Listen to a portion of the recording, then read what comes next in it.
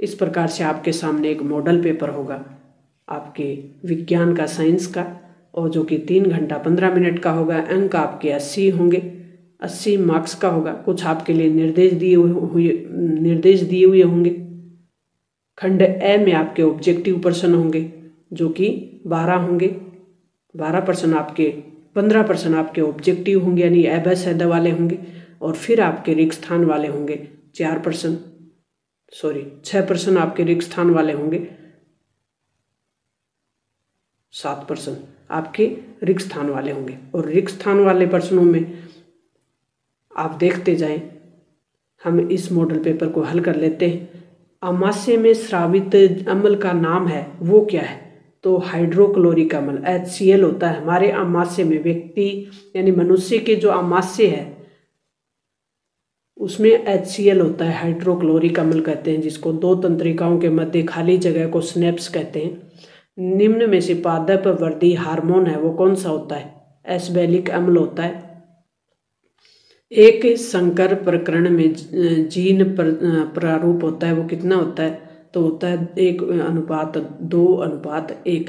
आपतन कोण का मान सदैव कितना होता है? तो आपतन कोण का मान सदैव समान होता है। मानव नेत्र का कौन सा भाग नेत्र को रंग प्रदान करता है? तो वो होती है पारितारिका, जो कि रंग प्रदान करती है। यदि किसी परिपथ में 5 सेकंड में 2 कूलम आवेश प्रवाहित हो जाए तो परिपथ में बहने वाली धारा का मान होगा वो कितना हो जाएगा? 0.4 A। प्रतिरोधकता का मात्रक है वो क्या होता है? ओम गुणा मीटर। अभिक्रिया CuO+H2 ये किस में टूट गई? Cu+H2 में। तो अपचायक पदार्थ यहाँ कौन सा है ये बताना है। तो प्यारे विद्यार्थियों, यहाँ किसका अपचयन हुआ है? H2 का, हाइड्रोजन का। हरे पादप प्रकाश संश्लेषण में किस गैस का उपयोग करते हैं? तो वो करते हैं CO2 का। हरे पादप प्रकाश संश्लेषण में कार्बन डाइऑक्साइड का। कौन सी गैस का उपयोग करते हैं? कार्बन डाइऑक्साइड का। कमरे के ताप पर द्रव अवस्था में पाई जाने वाली धातु कौन सी होती है? मरकरी होती है, जिसको पारा भी कहते हैं। मार्स गैस का रासायनिक नाम है वो क्या है? मीथेन।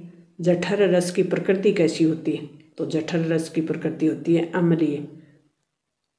मानव में भ्रूण का रोपण मादा जनन तंत्र के किस अंग में होता है? तो ये सरली अगर भाष्य विद्युत चुंबक बनाने के लिए किस पदार्थ का उपयोग किया जाता है? तो वो किया जाता है नरम लोहे का। रिक्त स्थानों की पूर्ति करनी है। रिक्त स्थानों की पूर्ति में लार में पाया जाने वाला एंजाइम है वो क्या कहलाता है? टाइलिन। प्रकृति में पाई जाने वाली सर्वोत्तम चालक धातु है वो है चांदी। मानव में मादा जनन हार्मोन कौन सा है? एस्ट्रोजन। माता जनन हार्मोन का नाम है एस्ट्रोजन। और पुरुष जनन हार्मोन है, नर जनन हार्मोन जिसको बोलते हैं वो है टेस्टोस्टेरोन, यानी जिसमें ज़्यादा अक्षर है वो है टेस्टोस्टेरोन, वो है पुरुष नर हार्मोन। और जिसका नाम थोड़ा छोटा है जिसमें कम अक्षर है वो है एस्ट्रोजन। ए से शुरू है ये। ए यानी मादा यानी माता, महिला फर्स्ट। तो मादा हार्मोन ए से शुरू होता है यानी एस्ट्रोजन। ये ऐसे याद कर लें आप। कीटों के डंक में पाए जाने वाला अम्ल का नाम है मेथेनोइक अम्ल। और लेंस की शक्ति का मात्रक होता है डॉप्टर। एमीटर को सदैव किस परिपथ में जोड़ा जाता है? श्रेणी क्रम में। और अमीबा में भोजन का अंतर्ग्रहण कहाँ पे होता है? पादाभ से। नींबू में कौन सा अम्ल पाया जाता है? तो नींबू में होता है साइट्रिक अम्ल। एक्वारेजिया क्या है? 3 भाग हाइड्रोक्लोरिक के यानी HCl के 1 भाग उसमें मिला दें HNO3 के, जिसको बोलते हैं सांद्र नाइट्रिक अम्ल का ताज़ा मिश्रण होता है वो एक्वारेजिया बन जाता है। आयनिक यौगिक के गलनांक और क्वथनांक उच्च क्यों होते हैं? क्योंकि इनमें आयनिक यौगिक में मजबूत अंतर आयनिक आकर्षण बल पाया जाता है, जिसे तोड़ने के लिए अधिक ऊर्जा की आवश्यकता होती है। प्रयोगशाला में संश्लेषित प्रथम कार्बनिक जो यौगिक है उसका नाम क्या है? यूरिया। रसायन अनुवर्तन गति का एक उदाहरण बताना है। तो रसायन अनुवर्तन गति का एक उदाहरण है पराग नलिका का बीजांड की ओर वृद्धि करना। राइजोपोस में जनन की जो विधि है वो कौन सी है? बीजाणु समाघन। वक्रता, त्रिज्या और फोकस दूरी में क्या संबंध होता है? तो ये होता है R बराबर 2F। दूरी है वो दुगुनी हो जाती है। स्नेल का नियम क्या है? प्रकाश के किसी निश्चित रंग तथा निश्चित माध्यमों के युग्म के लिए आपतन कोण की त्रिज्या और जो अपवर्तन कोण की त्रिज्या है उसमें किस प्रकार से दिखाते हैं? sin 1 और sin r, I/r बराबर स्थिरांक। चुंबकीय क्षेत्र में रेखाएं एक दूसरे को प्रतिच्छेद क्यों नहीं करती?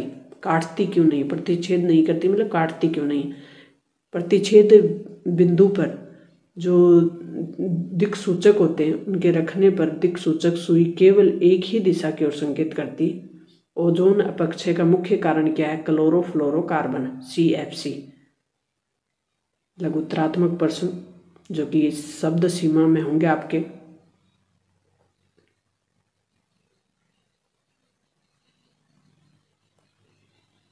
प्रश्नों में जो प्रश्न है अपना, उभयधर्मी ऑक्साइड किसे कहते हैं? 2 उदाहरण लिखिए। तो ऐसे धातु ऑक्साइड जो अम्ल और क्षार दोनों के साथ क्रिया कर लेते हैं और फिर क्या बना देते हैं?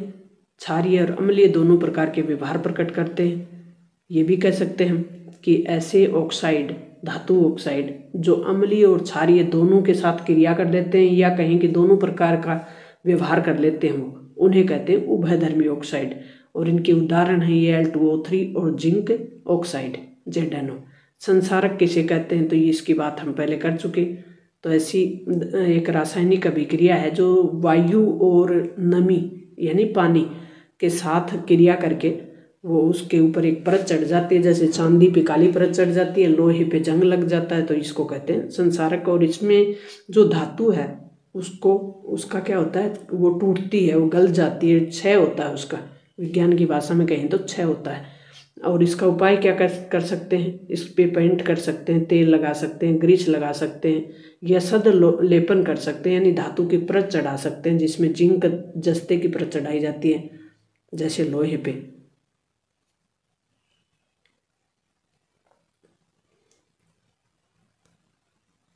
संतृप्त और असंतृप्त हाइड्रोकार्बन में 2 अंतर बताने। तो संतृप्त हाइड्रोकार्बन कौन से होते हैं? केवल एक बंध उपस्थित होता है इनमें।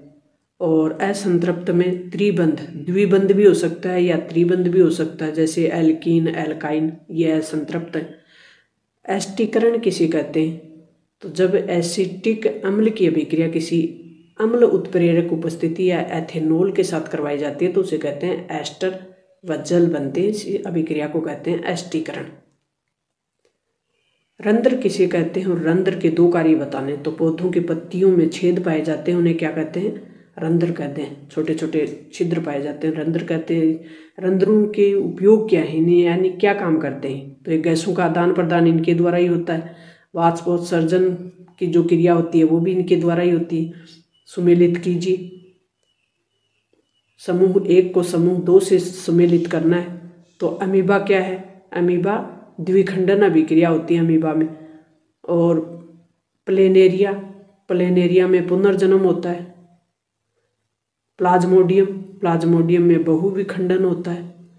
और बायोफिल में क्या होता है? कायिक प्रवर्धन। ये याद कर लें आप, मोस्ट इम्पोर्टेंट है ये अपना। द्विखंडन अभिक्रिया किसमें पाई जाती है? अमीबा में। पुष्प का नामांकित चित्र बनाना है। तो इस प्रकार से आप पुष्प बनाएं, उसमें ये आप नाम हैं उनको दर्शाते हुए बाह्य दल कहाँ पे है? तो ये बाह्य दल है। अंडाशय पुष्प का कहाँ होता है? तो ये यहाँ पे है दल, जो कि पंखुड़ी, तंतु।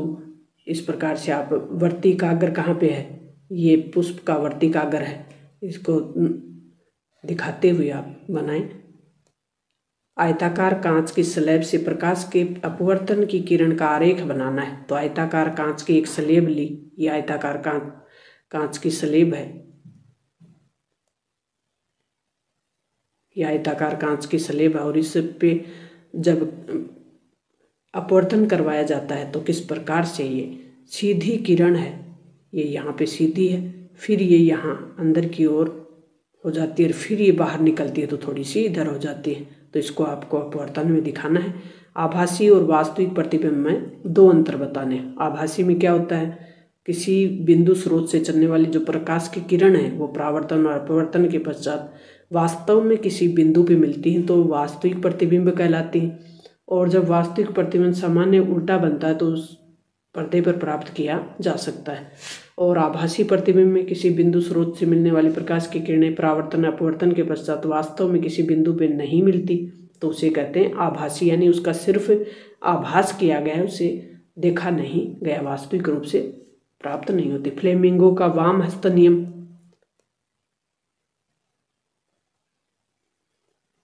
विद्युत धारा का तापीय प्रभाव किसे कहते हैं? विद्युत धारा के तापीय प्रभाव पर आधारित दो युक्तियों के नाम लिखने। जैव निम्नीकरण और जैव अजैव निम्नीकरण। अपशिष्ट में क्या अंतर है? तो जैव निम्नीकरण में क्या होता है, जैव प्रक्रम द्वारा अपघटित हो जाते हैं, जैसे पादप हैं, जंतु अपशिष्ट हैं, जंतुओं के जो अपशिष्ट हैं। अजैव में क्या होता है, अजैव द्वारा प्रक्रम द्वारा अपघटित नहीं होते, जैसे प्लास्टिक अपशिष्ट है, प्लास्टिक को आसानी से नहीं काटा जा सकता, वो अपघटित नहीं होते। अपघटित का मतलब टूटना, वो आसानी से गलते नहीं है।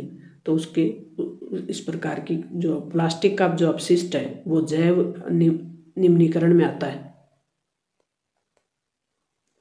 खंड 6 में आपके इस प्रकार से प्रश्न होंगे। विस्थापन अभिक्रिया किसे कहते हैं? उदाहरण सहित समझाइए। तो विस्थापन अभिक्रिया का उदाहरण देना है आपको। क्या Cu विस्थापित हुआ या Zn और CuSO4 की जब अभिक्रिया करवाई जाती है तो Cu क्या हो जाता है, विस्थापित हो जाता है। अथवा में आपका प्रश्न है कि निम्न अभिक्रियाओं में अंतर बताइए। संयोजन और वियोजन अभिक्रिया। संयोजन में जुड़ते हैं, वियोजन में टूटते हैं। ऊष्माक्षेपी और ऊष्माक्षेपी अभिक्रिया। ऊष्माशोषी में ऊष्मा ली जाती है और ऊष्माक्षेपी में ऊष्मा दी जाती है।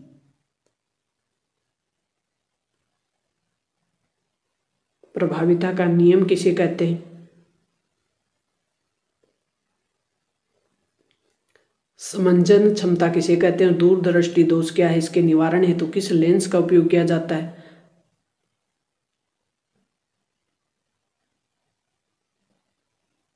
वर्ण विक्षेपण किसे कहते हैं? और स्वतंत्र आकाश में रंग नीला क्यों दिखाई देता है? तो ये हम पहले उसमें मोस्ट इम्पोर्टेंट में देख चुके। वर्ण विक्षेपण क्या होता है,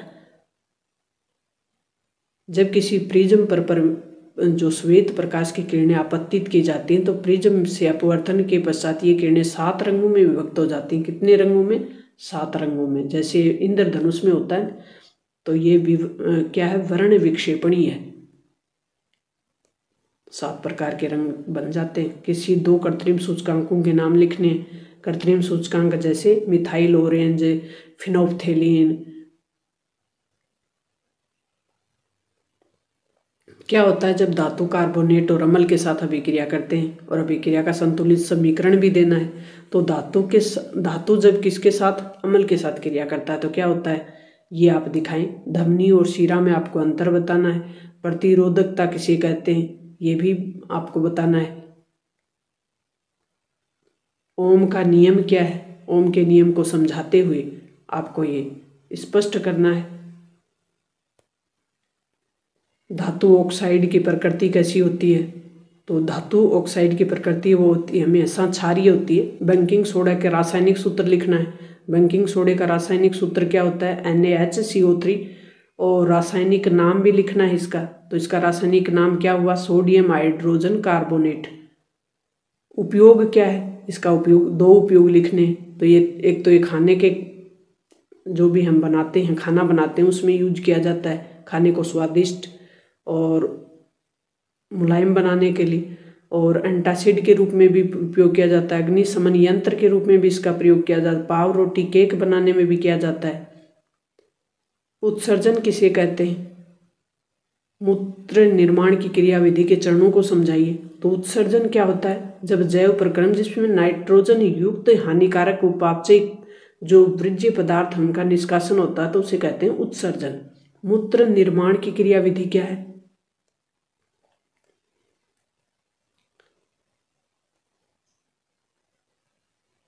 दोहरा रक्त परिसंचरण किसे कहते हैं? तो दोहरा रक्त परिसंचरण किसे कहते हैं? रक्त एक चक्र के रूप में 2 बार जब हृदय से गुजरता है तो उसे कहते हैं दोहरा रक्त परिसंचरण तंत्र। तो पहली बार तो शरीर समस्त अशुद्ध रुधिर है उसको हृदय से दाएं आलिंद में एकत्रित होकर दाहिने नीले से होते हुए जो ये प्रक्रिया चलती है उसको कहते हैं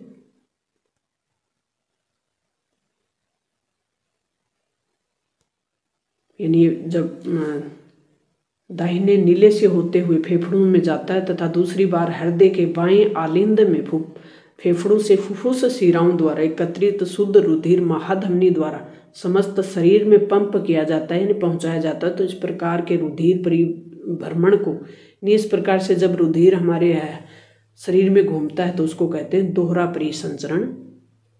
धमनी और शिरा में अंतर, धमनी रुधिर को हृदय से अंगों तक लाती है और शिरा ही वो क्या करती है रुधिर को अंगों से हृदय की ओर लेके जाती है यानी उल्टी प्रक्रिया है इनमें।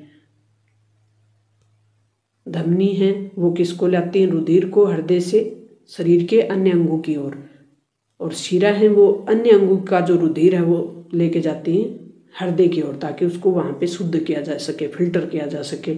धमनी फेफड़ों में जाने वाली फुफ्फुसीय धमनी के अतिरिक्त सभी में शुद्ध रुधिर होता है और शिरा में फुफ्फुसीय शिरा के अतिरिक्त सभी में अशुद्ध रुधिर होता है और धमनी में रक्त दाब उच्च होता है, शिरा में रक्त दाब कम होता है। प्रतिरोधकता किसे कहते हैं और ओम के नियम को आपको समझाना है। तो यह अति महत्वपूर्ण हमने मॉडल पेपर फर्स्ट किया।